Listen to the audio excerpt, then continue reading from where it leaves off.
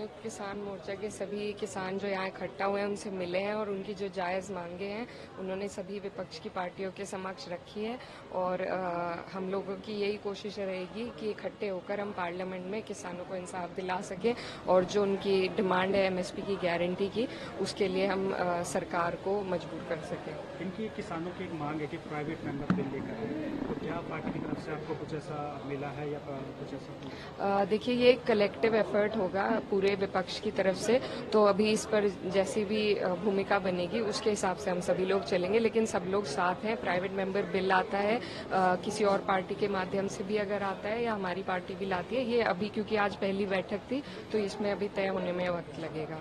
एकता जी, ये लंबे समय से मांग तो चली आ रही है लेकिन सरकार ने पूरा नहीं किया, तो क्या ये अन्याय है या इनके साथ? बिल्कुल बेहद बहुत बड़ा अन्याय है और सरकार जो है चुनाव के वक्त बड़े बड़े वादे अपने मैनिफेस्टो में करती है, लेकिन जब बात पूरी करने की आती है तो इसी तरीके से जो किसान है उन्हें ठगा जाता है। और इसमें कोई इतना बड़ा तिजोरी या खजाना किसान नहीं मांग रहे हैं, अपनी एमएसपी की गारंटी मांग रहे हैं और इसी से एक किसान के घर का पालन पोषण होता है। हमारे यहाँ पर भी कई मिल हैं जहाँ पर लगातार पेमेंट भी नहीं 14 दिन की हो पाती है और सरकार ने यहाँ तक कहा था कि अगर 14 दिन की पेमेंट ना हो पाए तो उस पर भी ब्याज मिलना चाहिए, लेकिन ना ब्याज मिलता है, ना पेमेंट मिलती है, ना गारंटी मिलती है। तो जिस तरीके से सरकार इस देश की रीढ़ की हड्डी होने वाले किसानों को तोड़ रही है वो सबके सामने है और विपक्ष की यही कोशिश है कि किसानों का मुद्दा हमेशा उठा रहे। जब भी एमएसपी की गारंटी की बात किया सरकार की तरफ से कहा जाता है कि हम सम्मान नहीं दे रहे हैं, सम्मान कर रहे हैं किसानों को।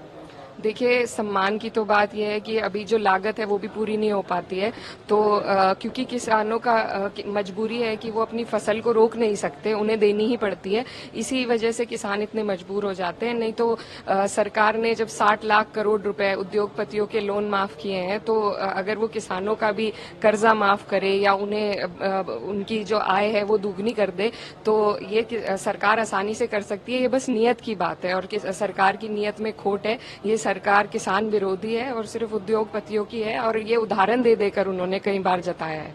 दुकानों पर नेम प्लेट लगाने वाले फैसले को सुप्रीम कोर्ट ने रोक लगा दी है, इस पर क्या कहते हैं? जी हम लोग बेहद खुश हैं इस बात को लेकर क्योंकि बहुत चिंता का विषय था।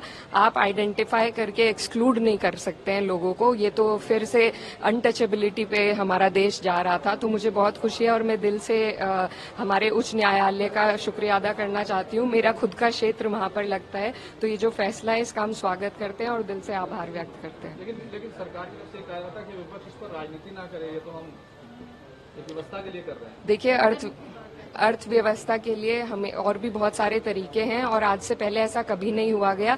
ये बौखलाहट है बीजेपी को, जिस तरीके से हार उत्तर प्रदेश में मिली है उसी के बाद वापस भेदभाव वाली अपनी राजनीति पर ये सरकार आ गई है और ये सिर्फ इनकी बौखलाहट है, इसमें अर्थव्यवस्था का कोई मामला है ही नहीं। हाँ देखिए मैंने पहले भी कहा था कि दिल्ली को लखनऊ रास नहीं आ रही और उसके तहत बहुत सी राजनीति हमारे प्रदेश में चल रही है, तो अभी ये तो देखने को मिलेगा कि क्या होता है।